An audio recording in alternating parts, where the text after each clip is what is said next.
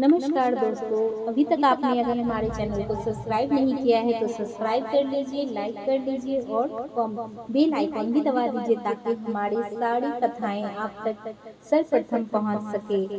आज मैं चतुर्मासीय व्रत विधान को बताने वाली हूँ। इसको करने से क्या पुण्य होता है और ये चतुर्मास में हमें क्या क्या करना चाहिए जिससे और क्या क्या फल प्राप्त होता है, वह सब मैं आप लोगों के साथ शेयर करने वाली हूँ। तो आप हमारे चैनल के साथ यूं ही बने रहिए। तो आइए जानते हैं चतुर्मास्य विधान। कुंती पुत्र अर्जुन बोले, हे मधुसूदन, विष्णु भगवान का शयन व्रत किस प्रकार किया जाता है, सब कृपा पूर्वक कहिए।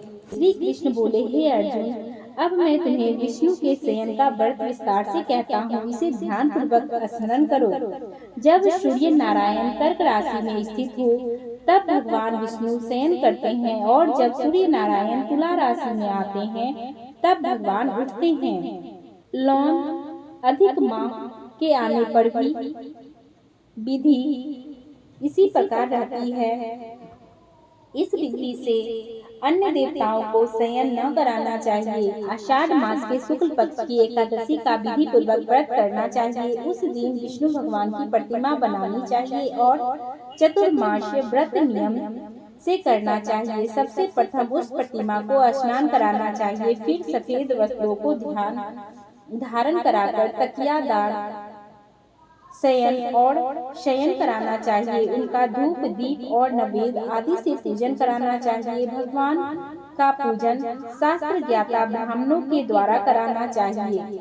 तत्पश्चात भगवान विष्णु की इस प्रकार स्तुति करनी चाहिए, हे भगवान, मैंने आपको शयन कराया है, आपके शयन से संपूर्ण विश्व सो जाता है। इस तरह विष्णु भगवान के सामने हाथ जोड़कर प्रार्थना करनी चाहिए, हे भगवान, आप जब 4 मास तक शयन करें तब तक मेरे इस चतुर्मासीय व्रत को निर्विघ्न रखें। इस प्रकार विष्णु भगवान की स्तुति करके शुद्ध भाव से मनुष्य को धातु आदि के नियम को ग्रहण करना चाहिए। विष्णु भगवान के व्रत को शुरू करने के 5 काल वर्णन किए गए हैं। देवशयनी एकादशी से लेकर देवउठनी एकादशी तक चतुर्मासीय व्रत को करना चाहिए। द्वादशी, पूर्णमासी, अष्टमी या संक्रांति को व्रत आरंभ करना चाहिए और कार्तिक मास के शुक्ल पक्ष की द्वादशी को समाप्त कर देना चाहिए। इसके व्रत के समय पाप नष्ट हो जाते हैं। जो मनुष्य इस व्रत को प्रति वर्ष करते हैं वह सूर्य के समान तेजस्वी विमान पर बैठकर विष्णु लोक को जाते हैं। हे राजन, अब आप इसमें दान का पृथक पृथक फल सुने। जो मनुष्य देव मंदिरों में रंगीन बेल बूटे बनाता है उसे 7 जन्म तक ब्राह्मण की योनि मिलती है। जो मनुष्य चतुर्मास के दिनों में विष्णु भगवान को दही, दूध, घी, शहद और मिश्री आदि पंचामृत के द्वारा स्नान कराता है वह वैभवशाली होकर सुख भोगता है। जो मनुष्य श्रद्धा पूर्वक भूमि, स्वर्ण, दक्षिणा आदि ब्राह्मणों को दान स्वरूप देता है वह स्वर्ग में जाकर इंद्र के समान सुख भोगता है। जो मनुष्य भगवान की स्वर्ण प्रतिमा बनाकर धूप दीप पुष्प नवेद आदि से पूजा करता है वह इंद्र लोक में जाकर अच्छे सुख भोगता है। जो मनुष्य चतुर्मास के अंदर नित्य भगवान को तुलसी जी अर्पित करता है वह स्वर्ण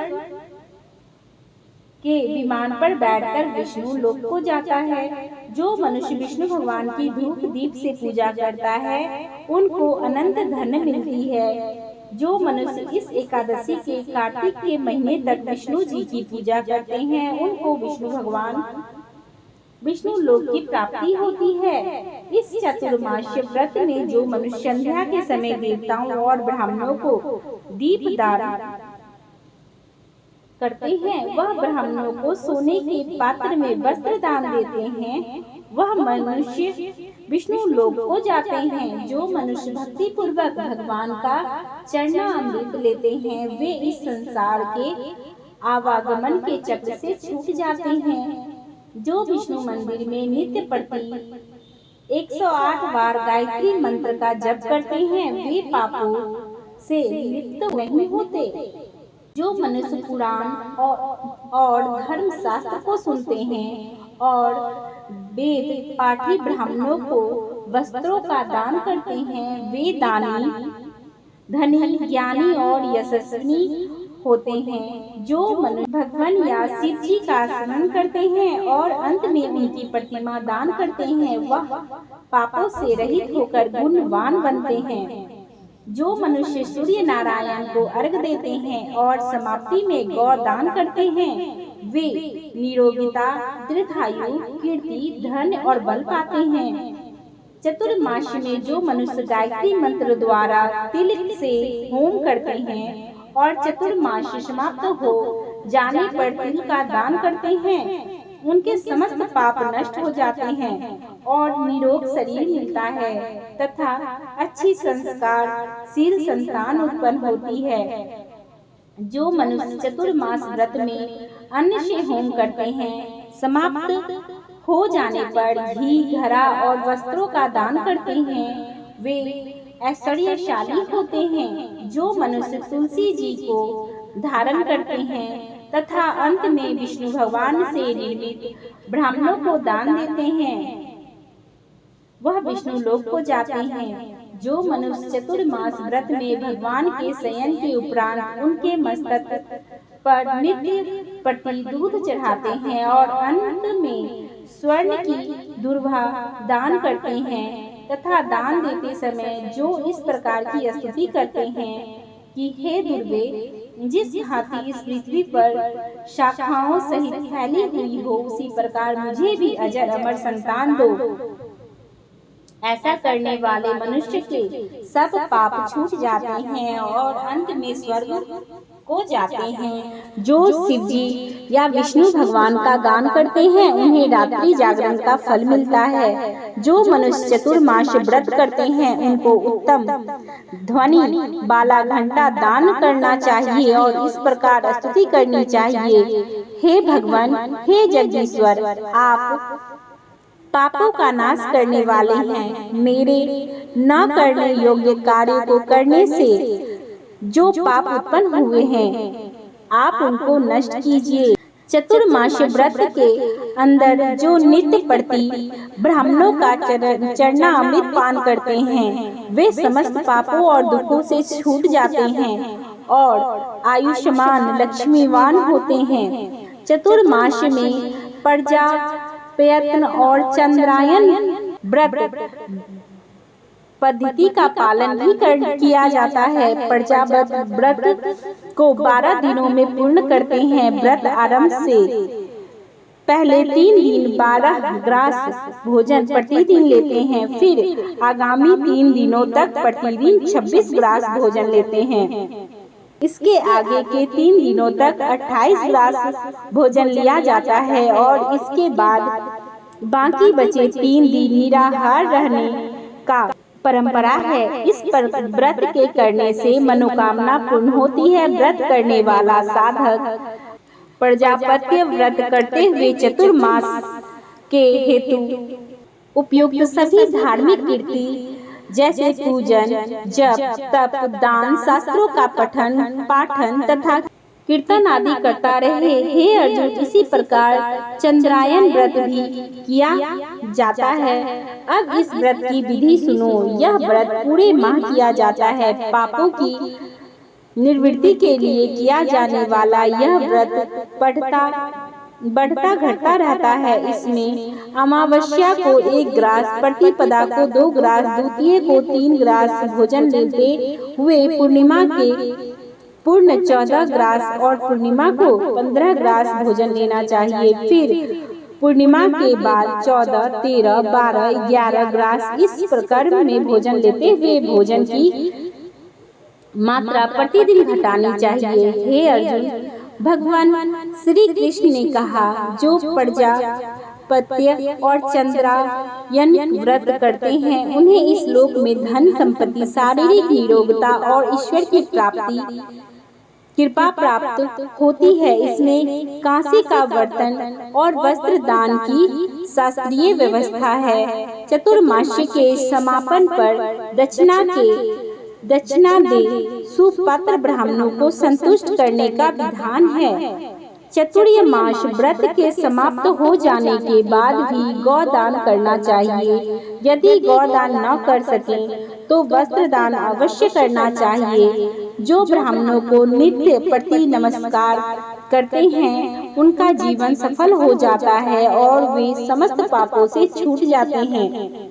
चतुर्मास व्रत की समाप्ति में जो ब्राह्मणों को भोजन कराता है और उसकी आयु तथा धन में वृद्धि होती है। जो अलंकार सहित बचने वाली कपिला गाय वेद पाठी ब्राह्मणों को दान करते हैं वे चक्रवर्ती आयुष्मान पुत्रमान राजा होते हैं और स्वर्गलोक में प्रलय के अंत तक इंद्र के समान राज्य करते हैं। जो मनुष्य सूर्य भगवान तथा गणेश जी की नित्य नमस्कार करते हैं उनकी आयु और लक्ष्मी बढ़ती है और यदि गणेश जी की प्रसन्न हो जाए तो वे मनोवांछित फल प्राप्त पाते हैं। गणेश जी और सूर्य की प्रतिमा ब्राह्मणों को देने से सब प्रकार की कार्य सिद्धि होती है। जो मनुष्य दोनों ऋतुओं में महादेव जी को प्रसन्नता के लिए तिल और वस्त्रों के साथ तांबे का पात्र दान करते हैं उनके यहाँ स्वस्थ सुंदर शिव भक्त संतान होती है। चतुर्मास व्रत की समाप्ति पर चांदी तथा तांबा पात्र गुड़ और तिल के साथ दान करना चाहिए। जो मनुष्य विष्णु भगवान के शयन करने के उपरांत यथाशक्ति वस्त्र और तिल के साथ स्वर्ण दान करते हैं उनके समस्त पाप नष्ट हो जाते हैं और वे इस लोक में भोग तथा परलोक में मोक्ष प्राप्त करते हैं। चतुर्मास व्रत के समाप्त होने पर शयन दान करते हैं उनको अक्षय सुख मिलता है और वे कुबेर के समान धनवान होते हैं। वर्षा ऋतु में जो गोपी चंदन लेते हैं उन पर भगवान प्रसन्न होते हैं। चतुर्मास में एक बार भोजन करने वाला, भूखे को अन्न देने वाला, भूमि पर शयन करने वाला तथा अविष्ट को प्राप्त करता है। इंद्रिय निग्रह कर चतुर्मास व्रत का अनंत फल प्राप्त किया जाता है। श्रावण में साग, भादो में दही, आश्विन में दूध और कार्तिक में दाल का त्याग करने वाले निरोग होते हैं। चतुर्मास व्रत का पालन करने पर उद्यापन किया जाए। जब भगवान को शयन त्यागने का अनुरोध करें तब विशेष रूप से पूजन करना चाहिए। इस अवसर पर निर्भिवानी विद्वान ब्राह्मणों को अपनी क्षमता के अनुसार दान दक्षिणा देकर संतुष्ट करना चाहिए। हे पांडु नंदन, देवसैनी एकादशी और चतुर्मास का महात्म्य पुण्य फलदायिनी है। इससे मानसिक रोगों की शांति, भगवान विष्णु के प्रति निष्ठा बढ़ती है। ये चतुर्मास व्रत का महात्म्य और विधि हुआ। अब कथा का सार जानते हैं। चतुर्मास भगवान विष्णु की कृपा प्राप्त करने के लिए लगभग 4 माह तक किया जाने वाला व्रत है। व्रत को देवशयनी से देवोत्थानी एकादशी से जोड़ने से प्रभु के प्रति अपना अनुराग दृढ़ होता है। चतुर्मास चौमासे में जब भगवान श्री हरि विष्णु शयन करते हैं उस समय कोई भी मांगलिक कार्य नहीं किया जाता। मांगलिक कार्य का आरंभ देवोत्थानी एकादशी से पुनः प्रारंभ किया जाता है। भगवान श्री हरि विष्णु की जय।